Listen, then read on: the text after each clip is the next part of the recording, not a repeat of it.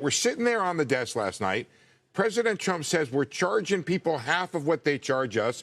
He puts up that, now I'm going to say, famous poster board, and I'm looking at those tariffs. I'm like, wait a second. I don't know the tariffs like an encyclopedia, but I'm pretty sure European tariffs are not 39%. I think I know that countries like Switzerland have like almost no tariffs, and Singapore. I think the European tariffs are like 4%. And like, where are these numbers coming from? I get offset and I start getting emails from the economists and the international trade experts I know, and they're like, what the heck are those numbers? And nobody really understood where those numbers came from.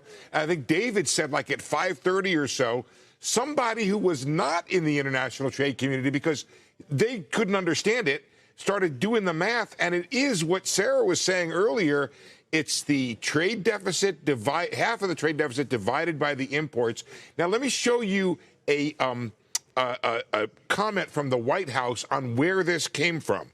The White House official telling reporters yesterday, quote, I want to emphasize here that these tariffs are customized to each country, and the numbers have been calculated by the Council of Economic Advisors using very, very well-established methodologies from the international trade economic literature.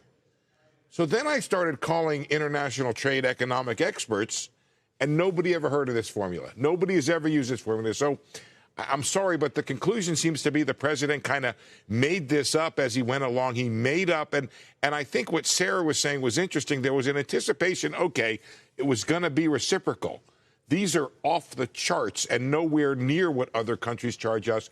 And unfortunately, it makes us into one of the highest, maybe the highest tariff country in at least the developed world, a lot like a lot of sort of developing countries.